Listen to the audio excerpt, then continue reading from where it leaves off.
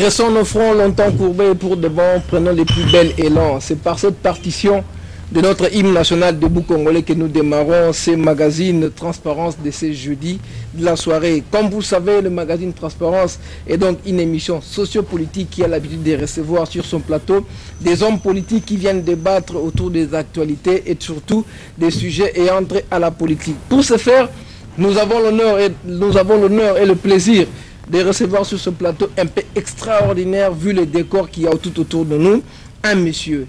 Il s'appelle monsieur Ben Kalala, il est le président de la communauté congolaise aux États-Unis, plus précisément à Atlanta.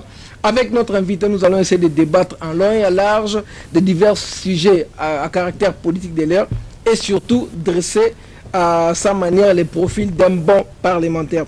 Alors monsieur le président, la première grande question. L'émission Transparence s'est fait le devoir de vous recevoir sur son plateau. Quelles sont vos premières impressions? D'abord, je tiens à vous remercier. Je tiens à remercier Canal Kin d'avoir pris ce temps pour qu'on puisse parler du Congo, les problèmes qui nous préoccupent et qu'est-ce que mes impressions sur le plan politique de ce qui se passe ici au Congo. Ou pourquoi nous sommes ici, c'est parce que je suis candidat, il faut bien le dire, je suis président de la communauté congolaise d'Atlanta aux États-Unis d'Amérique. Tout à fait.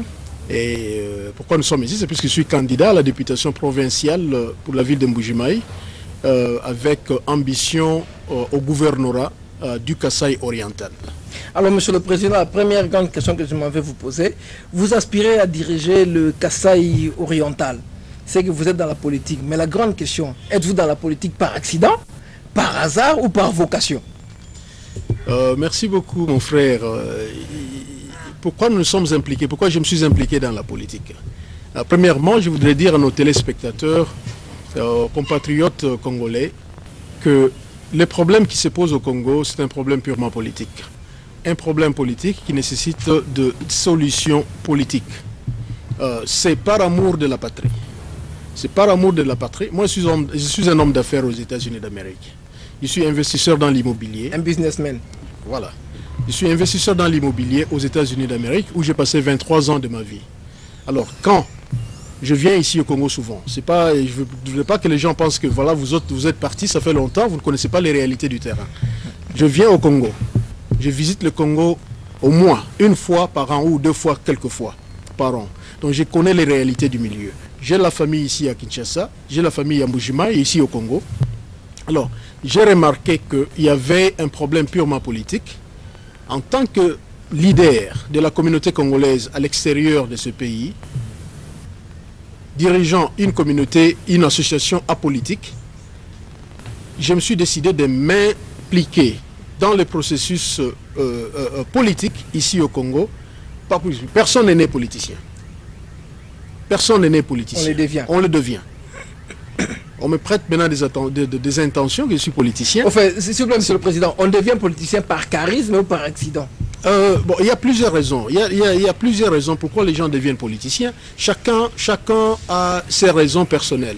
Moi, les raisons qui m'ont poussé à faire la politique, à rentrer dans le processus politique ici au Congo, c'est d'abord en voyant que le peuple congolais est en train de périr. Hein? Le pays est enterré. Avant, on disait que le pays est par terre. Non, le pays n'est plus par terre. Le pays est sous la terre. OK? Alors, compte tenu de ça, compte tenu de l'amour que j'ai pour ce pays, je me suis dit que c'est un crime. C'était vraiment un crime pour ne pas s'impliquer dans ce qui se passe ici au Congo, si nous devons continuer à rester à l'extérieur. Être parmi les décideurs. Évidemment, puisque il faut comprendre le système, il faut être dans le système pour mieux le changer. Il faut être dans le système. Sinon, nous pouvons beau faire du bruit à l'extérieur. Nous avons organisé des marches aux États-Unis. Je vais en Belgique pour organiser des marches. Je vais en France pour m'entretenir avec des marches de protestation, de soutien. Protestation contre le régime 1+4 que tout le monde, que tous les Congolais, soit d'ici au Congo ou les Congolais de la diaspora, n'ont jamais apprécié. Alors, monsieur le président, une question qui me vient à l'esprit directement. Quand vous parlez de la diaspora, parce que le concept diaspora politique en RDC a une connotation très péjorative, que répondez-vous à vos détracteurs? Nos détracteurs ici au Congo. Et au Congo, ici au Congo. Quand nous parlons de la diaspora, les gens disent la diaspora, dans un sens péjoratif comme vous venez de le dire, c'est ceux qui viennent ou qui vivent à l'extérieur. Voilà.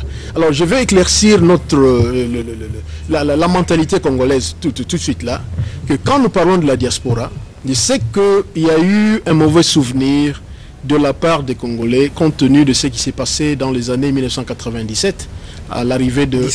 98, 99, voire même depuis 2000. Voilà, oui, il y a des gens qui sont venus de l'étranger, qui ont pris l'étiquette de la diaspora, qui sont venus ici, qui ont pris des postes.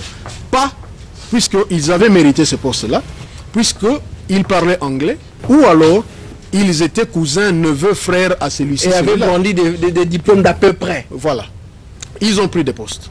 On n'a pas vérifié d'où ils venaient, leur carrière à l'étranger, leur CV. On n'a pas vérifié. On leur a donné des postes. Mon cher ami, je vais vous dire une chose.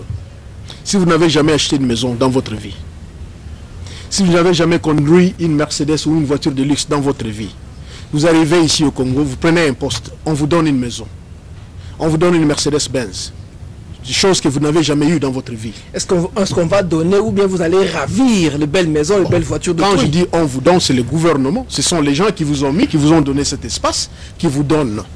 Si vous avez ravi ces histoires de main d'autres personnes, ça c'est un autre sujet. Mais ce sont les gens qui vous ont amené ici, qui vous ont donné ces histoires. Et alors, est-ce que vous allez défendre les intérêts du peuple ou vous défendrez les intérêts des personnes qui vous ont donné ces biens? Voilà donc, très chers téléspectateurs, vous avez compris que M. Ben Kalala, en tant que président de la communauté congolaise vivant aux États-Unis d'Amérique, plus précisément à Atlanta, a beaucoup dans sa JBCR à nous dire par rapport à la situation politique de l'heure.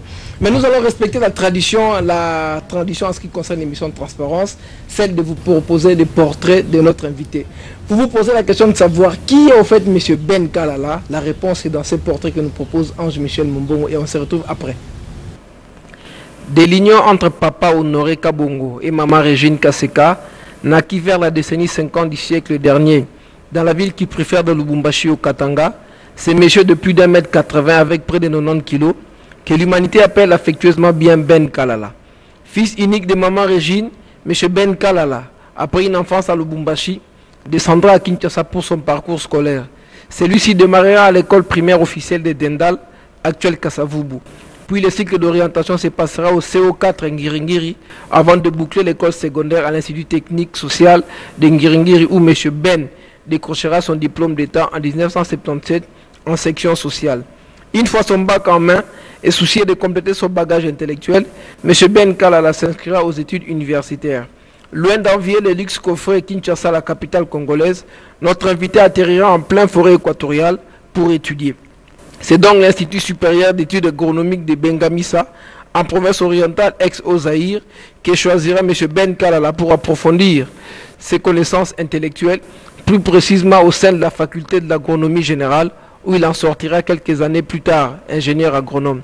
Gonflé de ses titres académiques, M. Ben Kalala ne s'arrêtera pas en chemin, mais s'envolera pour les États-Unis d'Amérique. Au pays de l'oncle Sam, après une intégration sociale réussie, notre hôte poursuivra son cursus post-universitaire dans le domaine immobilier avec à la clé un diplôme de licence dans les études immobilières à l'État de Géorgie, toujours aux États-Unis. Fort de tous ces titres, M. Ben Kalala est aujourd'hui investisseur dans l'immobilier en qualité de businessman.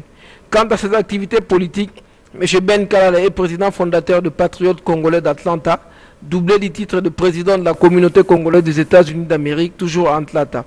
Marié et père de 4 enfants, le président Ben Kalala adore dans ses loisirs sains les voyages instructifs, la bonne lecture et les débats politiques contradictoires mais enrichissants. En dépit du fait que le président Ben Kalala ait choisi les États-Unis comme étant sa seconde patrie, il n'a rien perdu de ses racines bantoues et africaines. Pour preuve, il aime manger son foufou natal, accompagné d'un bon pondou, le tout reposant sur du poisson salé communément appelé makayab.